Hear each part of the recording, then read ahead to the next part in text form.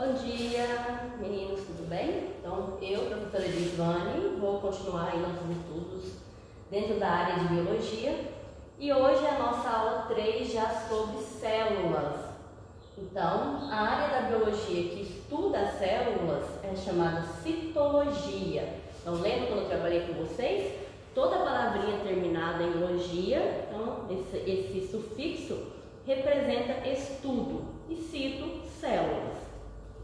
Eu vou relembrar algumas coisas que a gente viu na aula passada e dar continuidade aí aos nossos estudos, apresentando alguns conceitos novos. Lembra do Robert Hooke? Então foi um dos marcos importantes aí na história do estudo das células, porque ele observou pela primeira vez algumas estruturas que ele chamou de célula, que representa a cavidade. Então, célula e aprimorando aí, para células. Isso foi lá no século XVII, em 1665, e ele utilizou um microscópio simples, no entanto, um microscópio que possibilitou aí a visualização de estruturas. Então, já foi o início aí do estudo dos tecidos. Lembra quando eu comentei na aula passada? Ele estudou cortiça e ele observou nada mais do que apenas a parede celular de células vegetais. Outro marco importante foi a teoria celular, que foi proposta em 1839. Teve dois grandes estudiosos que marcaram aí, que foram Matthias Schleiden e Theodor Schwann. Matthias Schleiden, botânico, e ele se preocupou com o estudo dos vegetais. Então, ele estudava os órgãos, tecidos, e ele observou que todos os tecidos vegetais eram compostos por unidades que já eram conhecidas como células, E Theodor Schwann também, só que ele estudava animais. Então, estudando aí tecidos de vários órgãos dos animais, Theodor Schwann percebeu que todos continham suas unidades básicas, que são as células. Portanto, a teoria celular condiz que todo ser vivo é formado por células, exceto aí alguns, como por exemplo o micro-organismo, os vírus é destituído de célula. Então, são os únicos seres que não possuem células e nem metabolismo próprio. Por isso, hoje, vários pesquisadores não colocam os vírus como seres vivos. Quando a gente apresenta a definição de célula, podemos colocar que é a unidade básica da vida. Então, a unidade básica de todo ser vivo. Todo ser vivo contém elas. Claro que cada ser vivo, dentro das suas particularidades, tem aqueles constituintes que definem as suas características. Todas as células, elas possuem um conjunto de estruturas internas que faz com que elas tenham as características, ou seja, morfologia. Elas apresentam metabolismo, apresentam funções. E é importante a gente estudar toda essa estrutura para a gente compreender como que elas funcionam e como que garante aí a formação dos organismos. Algo muito importante aí dentro da citologia é o uso da microscopia. Um avanço na utilização é o recurso tecnológico que nós temos para o estudo de tecidos. A partir do momento que a gente conhece as células, a gente conhece as suas integridades, uma célula normal, uma célula anormal, podemos aí identificar doenças e tratá-las da melhor forma possível. Isso aqui foi uma atividade que eu pedi para vocês, eu espero que vocês tenham feito, que era desenhar um microscópio óptico ou imprimir uma imagem e identificar as suas estruturas, Então, só para relembrar mesmo, espero que vocês já tenham feito e estejam práticos aí nas peças, Então, a base, o braço que sustenta as peças, os botões, o maior é o macrométrico e o menor o micrométrico. Estão as oculares, no qual a gente olha a amostra. Aqui está a platina, que nós também podemos chamar de mesa, onde nós colocamos a nossa amostra. E aqui o conjunto de objetivas. No caso do microscópio que nós temos, varia aí da objetiva de 4 vezes até a 100 vezes. Esse microscópio óptico, esse que nós temos aqui no laboratório da escola, ele pode ampliar até 1000 vezes o tamanho de um organismo. Lembrando que o corpo humano tem células que são menores, como por exemplo no homem a menor célula são os espermatozoides. Isso aqui é uma imagem que eu coloquei de um tecido cartilaginoso. O microscópio óptico ele permite a gente visualizar as células. No entanto, a gente não consegue estudar as estruturas que estão internamente às células. Para a gente estudar essas estruturas que estão internamente às células, que são as organelas, nós precisamos de um microscópio mais robusto, mais sofisticado. Então hoje, dentro dos recursos tecnológicos, nós encontramos o microscópio eletrônico de transmissão e o de varredura. O de transmissão ele permite a gente estudar dentro das células, estudar cada organela, estudando assim as suas particularidades. Quando a gente observa a célula, a gente percebe que tem diferenças. Então tem duas diferenças que são marcantes, que são o grupo das células que não tem núcleo e o grupo das células que tem núcleo. Então o que é isso? Bom, as células são muito pequenas, mas algumas células possuem uma organela evidente, que a gente fala de núcleo celular. É no núcleo que estão o material genético. É lá onde está o DNA, que é o ácido desoxibonucleico, e é onde é produzido o RNA a partir da transcrição do DNA, que é o nosso próximo conteúdo a ser estudado. Então, células que não têm núcleo, elas são chamadas de procarionte. E célula que tem núcleo é chamada de eucarionte. Bom, estudando essa palavrinha eucarionte, eu significa verdadeiro e carionte vem de carioteca. E eu vou mostrar para vocês melhor isso. Bom, essa aqui ela é uma imagem obtida no microscópio eletrônico de transmissão e permite a gente identificar estruturas internamente à célula. Então, isso daqui é um núcleo de uma célula eucariótica. Verdadeiro, cariótica de carioteca. O que é isso, Elisane? Carioteca é uma membrana que envolve o material genético dentro das células. Então tem lá a estrutura celular e lá dentro tem várias organelas e entre uma das organelas tem uma que comporta como se fosse um berço, um berço que protege o bebê. Aqui, carioteca funcionando como se fosse um berço, protegendo aí o material genético, viu? As células procarióticas não têm essa carioteca, então não tem núcleo. Então, procarionte, pro quer dizer de antes da carioteca. Então, vamos estudar cada um dos grupos. O que a gente encontra dentro do núcleo? O que a gente encontra? O que é núcleo? Do que ele é formado? Então, carioteca, que é uma membrana que envolve material genético, DNA mais proteína, que a gente chama de cromatina, e cromatina mais RNA formando o nucleolo, ok?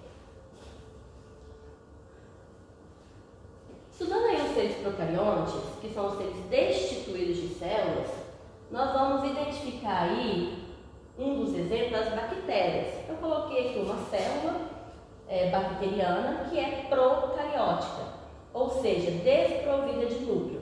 Então ela tem alguns constituintes básicos que vocês devem conhecer, Eu vou passar para esse lado de cá, fica melhor. Veja só, então, aqui é um exemplo. Aqui é a parte interna dela, que é o material genético. Isso aqui é membrana plasmática. E essa parte externa cheia de ganchinhos, esses ganchinhos são chamados de fibras, isso aqui é a parede celular. Então, uma célula bacteriana, ela tem constituintes básicos.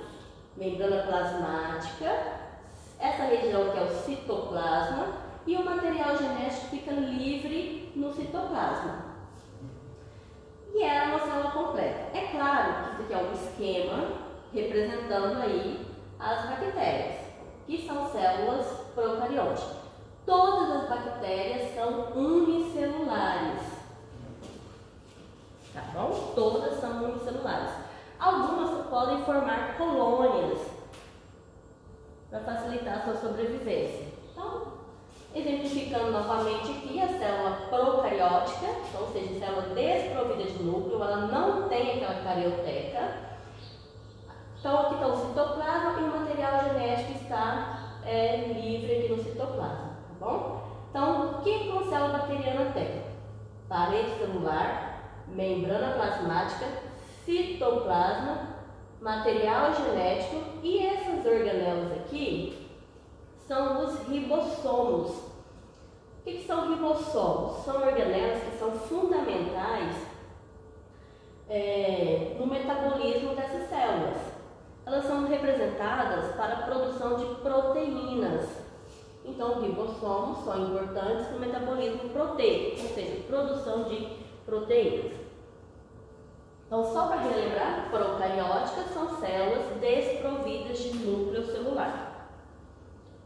Essa aqui é uma célula eucarionte, verdadeiro, carionte de carioteca, ou seja, carioteca verdadeira. Então, aqui está o material genético envolto pela carioteca, pela membrana carioteca. O material genético é constituído de DNA e RNA. Olha que é o exemplo da célula, ela é uma célula complexa, ela no citoplasma dela tem diversas organelas além do núcleo e membrana plasmática. Algumas têm parede celular também, conforme a gente vai estudar. Essas organelas é importante a gente identificar todas elas, tá? Então eu quero que vocês saibam, por exemplo, o que é um complexo de Golgi, o que são centríolos, o que são mitocôndrias, o que são lisossomos, o que são citoplasma, o que tem? Então, citoplasma é uma região celular, onde tem água, onde tem sais minerais e é onde estão as organelas, ok? Então, aqui é um esquema que representa uma célula eucarionte, célula dotada de núcleo. Entre as células eucariontes, nós temos células vegetais, células animais, células de protozoários, que são células eucariontes, células de fungos. Então, fungos, protozoários, vegetais e animais, todos possuem células que possuem núcleo celular, tá bom? Então, é um marco que eu quero que vocês guardem. Eu coloquei essas duas células paralelas para vocês observarem as diferenças. Observando, vocês já conseguiram ver alguma coisa? Bom, então, eu tenho certeza que sim. Mas eu vou listar para vocês. Na célula vegetal, o que eu quero que vocês vejam? Geralmente, elas possuem um formato fixo. Ou elas são hexagonais, ou elas são meio arredondadas, quadradas, retangulares. E quando não apresentam um formato certinho, a gente fala que elas são poligonais, tem vários lados. O que determina isso? A parede celular. Então, é o que protege a célula. Então, todas as células vegetais possuem parede celular. Olha aqui, tá bom? Então, essa estrutura verde aqui é como se fosse uma capa protetora das células vegetais, chamada de parede celular. Se a gente for observar um vegetal, uma planta adulta, a gente observa que é bastante rígido, o caule dela. Por quê? Todas as células possuem parede celular, então que garante aí a resistência. E dentro da célula tem todos aqueles constituintes de células eucarióticas, células complexas. O que a gente consegue distinguir aqui é que as células vegetais, elas possuem umas organelas internas que são organelas cloroplastídicas. O que é isso? Elas possuem clorofila dentro, então são os cloroplastos. Uma célula vegetal que tem grande abundância de cloroplastos, geralmente ela se encontra nas folhas. Os cloroplastos, conforme eu disse, têm clorofila. Clorofila é um pigmento. E esse pigmento, ele tem a coloração verde. Isso representa que ele absorve todos os comprimentos de onda, de luz, e reflete a luz verde. Então, o que dá cor verde às plantas, eles olham? É a presença de pigmentos cloroplastídicos. Bom, e outra diferença importante é que as células vegetais, elas possuem um vacúolo. grande, um vacúolo que elas podem armazenar água, armazenam substâncias do metabolismo, amido, não pode armazenar temporariamente aí substâncias até elas necessitarem, e principalmente água. Plantas de deserto, por exemplo, um exemplo é o cacto, elas apresentam vacúolos bastante desenvolvidos, tá bom? E claro, tem todas as outras organelas que são importantes para o metabolismo. As organelas a gente vai estudar em outro momento, as funções de cada uma, a morfologia, inclusive é uma das atividades que vocês vão fazer. A célula animal não possui cloroplastos e nem sempre possui vacúolos, tá bom? Pode apresentar alguns vacúolos digestivos, que a gente chama de lisossomos, que vão aí digerir partículas dentro das células. Então, célula animal não tem cloroplasto e nem sempre tem vacúolos. E quando tem, não é tão desenvolvido igual nas células vegetais, ok? Mas tem todas as outras organelas: membrana plasmática, mitocôndria, complexo de Golgi, retículo endoplasmático, tem ribossomos e o núcleo.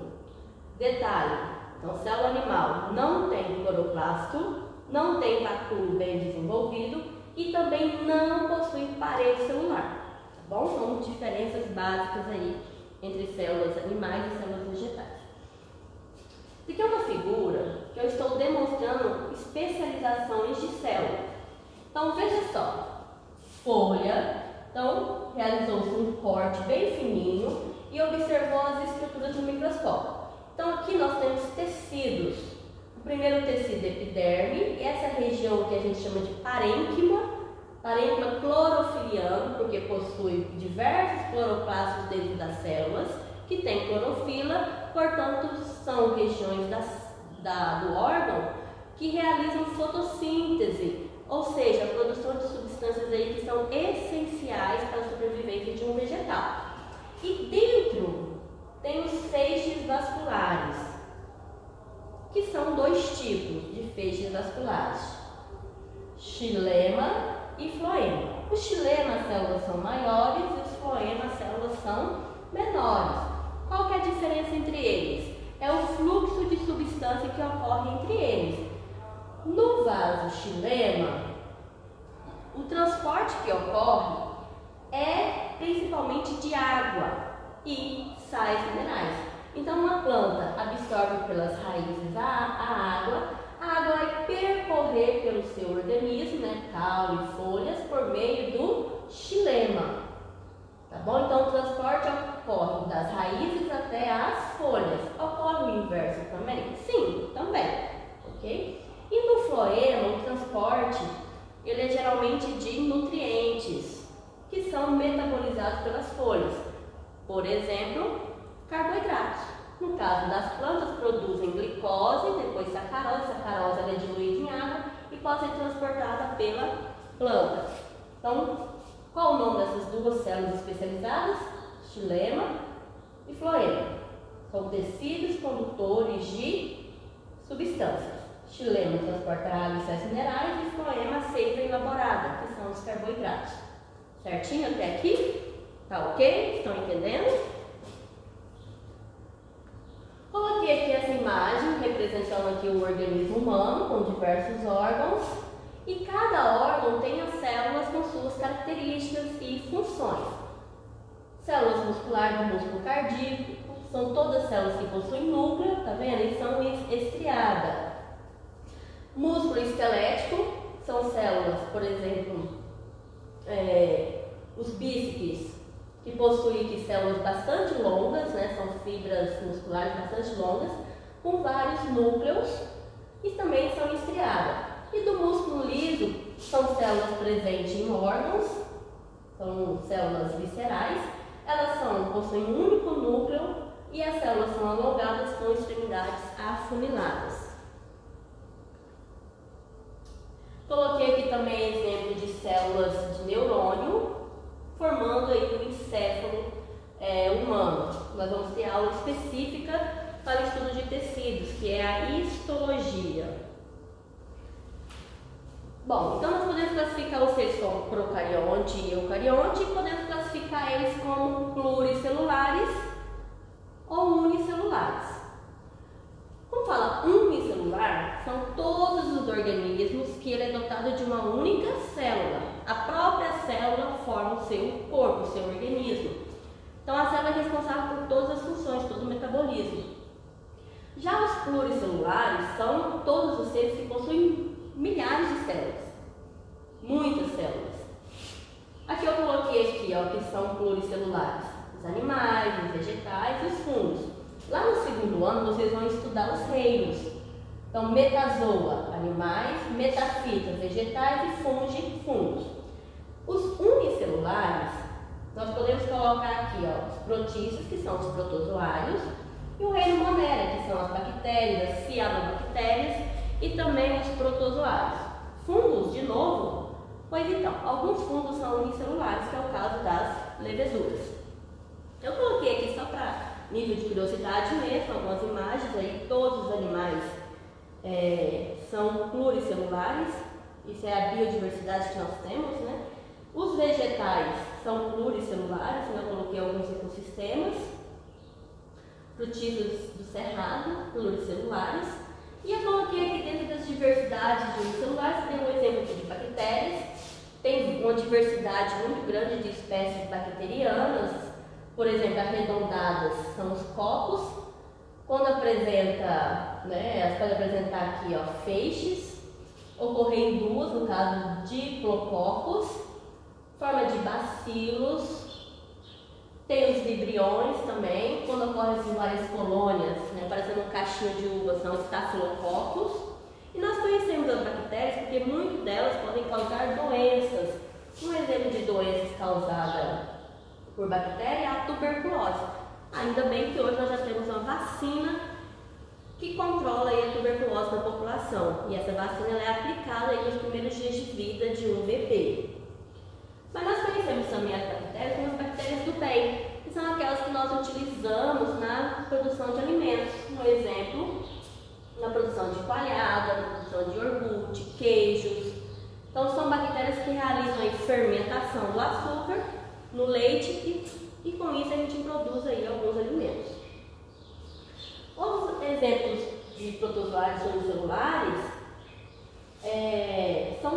a maioria deles são de vida livre, os protozoários, e tem também uma diversidade muito grande. Alguns podem causar doenças na espécie humana, como é o caso das amebas, causar amebíase, daí a importância da gente consumir água tratada, água sem ser de poços ou de lagoa ou de rios. Então a importância do saneamento básico, diminuindo alguns micro-organismos da água que podem causar doenças. Sugiro esse vídeo, que é uma videoaula demonstrando a diversidade de protozoários que podem ser encontradas aí vivendo em um lago. Assistam, ok? Eu quero que vocês assistam para ontem, para hoje pode ser. Um exemplo de doença causada por protozoários é a doença de Chagas, que é um protozoário, que é o Trypanosoma cruzi, que aloja no coração, vai formando ninhos e causa insuficiência cardíaca. Outro exemplo aqui de fungos, as leveduras, que são unicelulares, elas são assim, algumas na forma de cocos ou ovoides. Tem algumas leveduras que podem causar doença, como é o caso da Candida albicans, que é um fungo que causa candidíase. Mas também nós podemos fazer uso biotecnológico das leveduras. Um exemplo, produção de pães, porque elas realizam fermentação alcoólica, libera álcool e gás carbônico, e também na produção de cervejas. As usinas, produtoras de álcool, também utilizam as leveduras para fermentar o açúcar da cana e produzir álcool a partir deste então. Estudando aí então as células, nós podemos evidenciar alguns constituintes básicos. Então todas as células possuem. O que é que elas possuem? Material genético, citoplasma e membrana plasmática. Então do 1, membrana plasmática, citoplasma e material genético. Tanto célula procariótica como eucariótica possui estes constituintes. Bom, então a aula é essa, explicativa. Vocês têm uma atividade a ser desenvolvida, eu espero que vocês façam e mande fotos para mim no meu WhatsApp até terça-feira que vem, ok? A primeira aqui eu quero que vocês desenhem no caderno os tipos de bactérias, vegetal, animal e bacteriano, e destaca aí os componentes e as diferenças entre elas. Eu quero que vocês comentem as organelas. Que organelas são essas? E qual que é a função da membrana plasmática? Tá bom? Nós vamos ter uma aula só para mim explicar sobre membrana plasmática, a função dela. Mas eu já quero que vocês antecipem esse conhecimento e façam aí uma pesquisa falando sobre membrana plasmática. E eu tenho um desafio para vocês, inclusive vai ser um desafio para mim também, que eu farei essa semana, que é preparar um bolo no formato de uma célula. Olha só aí, para vocês brincarem um pouquinho aí com a mãe, com os irmãos durante a semana. Use a criatividade. Crie um bolo, utilizando aí confetes, sei lá, doces, balas, e emite uma célula. E bom aproveito aí na degustação. Tenham todos um bom dia.